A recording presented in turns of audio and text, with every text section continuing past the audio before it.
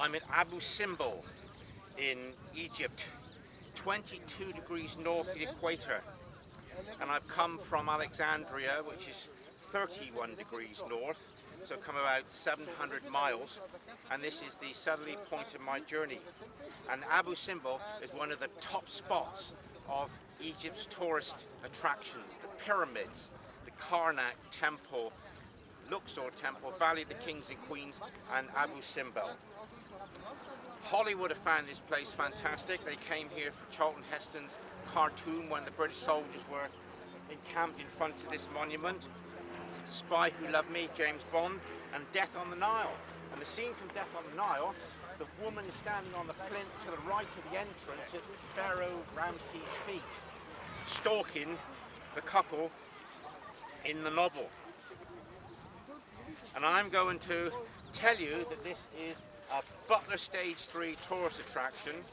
Hundreds of people here nearly every day of the year. I was here yesterday afternoon.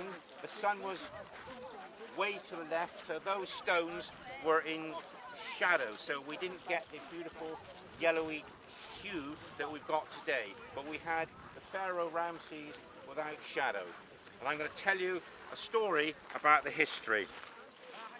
Overlooking Lake Nasser, the great temple of Ramses II and the temple of Hathor, which together make up the temples of Abu Simbel, are among the most famous and spectacular monuments in Egypt.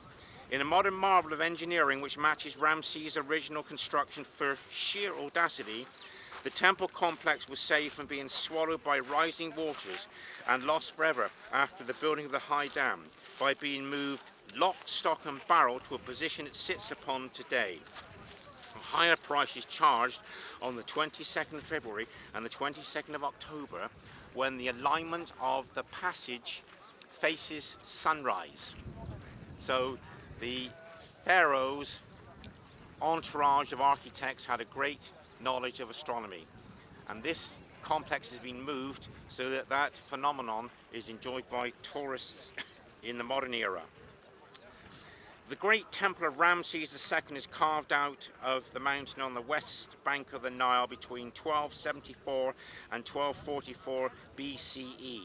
This imposing main temple of the Abu Simbel complex was as much dedicated to the deified Ramses II himself as to Ra, Horakhti, Amun and Ptah. The four colossal statues of the pharaoh which front this temple are like gigantic sentinels watching over the incoming traffic from the south, undoubtedly designed as a warning of the strength of Pharaoh. Over the centuries, the Nile and the desert sands shifted, and this temple was lost to the world until 1813, when it was rediscovered by chance by the Swiss explorer Jean-Louis Burckhardt. Only one of the heads was completely shown above the sand. The next head was broken off, and the remaining two, on the right, only the crowns could be seen. Enough sand was cleared away in 1817 by Giovanni Belzoni for the temple to be entered.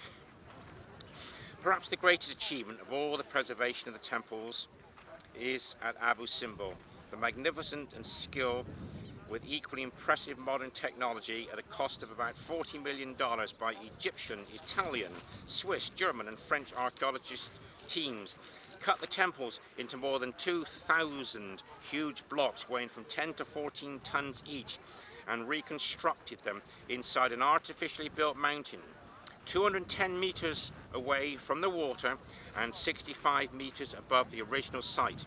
The temples were carefully orientated to face the original direction, and the landscape of their original environment was recreated around a dome-shaped concrete artificial mountain. The project took more than 4 years. The temples of Abu Simbel were officially reopened in 1968, when the sacred site they had occupied for more than 3,000 years disappeared beneath Lake Nasser.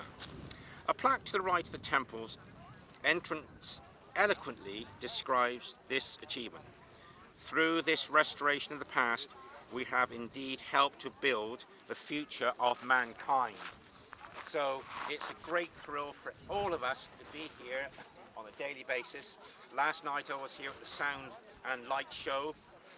best light was after the show had finished, because the Temple of Hathor and Ramses temples were fully lit, and today we've got most of the tourists arriving and leaving in the morning. The afternoons are quiet, and by 5 o'clock you can have the interior of the tombs virtually all to yourself for great photography.